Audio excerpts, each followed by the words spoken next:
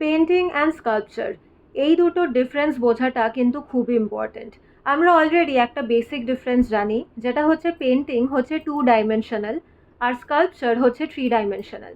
But এই basic difference ছাড়াও কিন্তু আরও অনেক ডিফারেন্স আছে, যেটা জানাটা আমাদের খুবই দরকার। হ্যালো এভরিওয়ান, আমি Akshata and welcome back to the colour bucket. আমি ফাইন আর্টস থিওরির নেক্সট ভিডিও নিয়ে চলে এসেছি আজকে, যেটা আমাদের প্রতিটা স্টুডেন্টের জন্য খুবই ইনফরমেটিভ হতে চলেছে।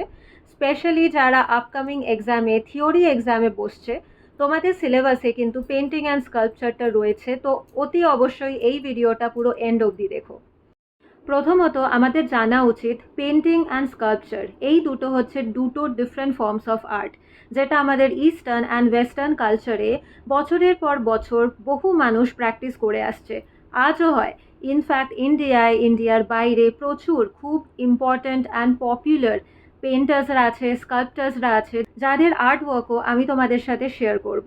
কিন্তু ফার্স্টে জেনে নেই কি এই দুটোর মধ্যে কি তফাৎ, আর এই দুটো কতটা ইম্পর্ট্যান্ট আমাদের জন্য। প্রথমে জেনে নিই হোয়াট ইজ পেন্টিং। তো পেন্টিং বেসিক্যালি আমরা একটা 2 ডাইমেনশনাল পেপার, ক্যানভাস বা বোর্ডের ওপর করে থাকি। আর পেন্টিং করার জন্য সবচেয়ে ইম্পর্ট্যান্ট হচ্ছে পেন্ট ইউজ করা, যেটা হচ্ছে অয়েল পেন্ট হতে পারে, এক্রেলিক পেন্ট হতে পারে, যে কোনো পেন্ট হতে পারে, যেটা আমরা 2 ডাইমেনশনাল অবজেক্টের ওপর করছি। আর এত সুন্দর করে করা হচ্ছে যাতে একটা 3 ডাইমেনশনাল এফেক্ট আসতে পারে, যেটার জন্য লাইট অ্যান্ড শ্যাডোর একটা এফেক্ট আমরা ইউজ করতে পারি, বা 1 পয়েন্ট, 2 পয়েন্ট, 3 পয়েন্ট বিভিন্ন ধরনের পার্সপেক্টিভ ইউজ করতে পারি, যাতে একটা রিয়েলিস্টিক লুক আমরা ক্রিয়েট করতে পারি in a 2 dimensional structure. Sculpture হচ্ছে পুরোপুরি 3 dimensional and it is ideal for natural environment. একটা পেন্টিং করতে গেলে প্রথমত আমাদের একটা পেপার, ক্যানভাস বা বোর্ডের প্রয়োজন হয়, তার সাথে পেন্সিল, রাবার, ব্রাশ, বিভিন্ন ধরনের কালার।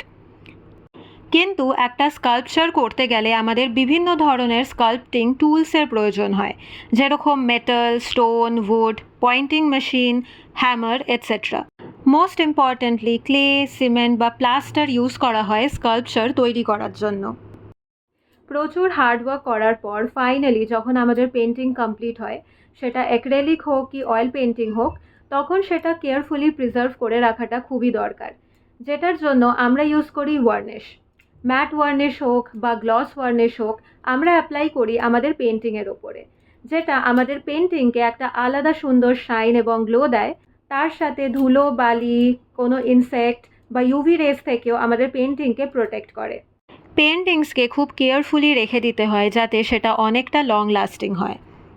বাট স্কাল্পচারের ক্ষেত্রে আমরা সেটা ওপেন রেখে দিতে পারি for a long period of time, কারণ স্কাল্পচারের মিডিয়ামগুলো পেন্টিংয়ের মিডিয়ামের থেকে অনেকটাই স্টেবল। পেন্টিং ডিপেন্ড করে কত ক্লেভারলি আমরা বিভিন্ন কালার মিক্স করে ব্লেন্ড করে একটা সুন্দর 3 ডাইমেনশনাল এফেক্ট দিতে পারছি অন আ 2 ডাইমেনশনাল সারফেস। সেটার জন্য লাইট শ্যাডোর একটা এফেক্ট, ডিফারেন্ট পার্সপেক্টিভ নিয়ে আমাদের কাজ করতে হয়। কিন্তু স্কাল্পচারের ক্ষেত্রে ব্যাপারটা কিন্তু অন্যরকম। একটা পারফেক্ট স্কাল্পচার ডিপেন্ড করছে কত পেশেন্টলি টাইম নিয়ে সুন্দরভাবে স্কাল্পচারে ডিটেলিংস দেওয়া হয়।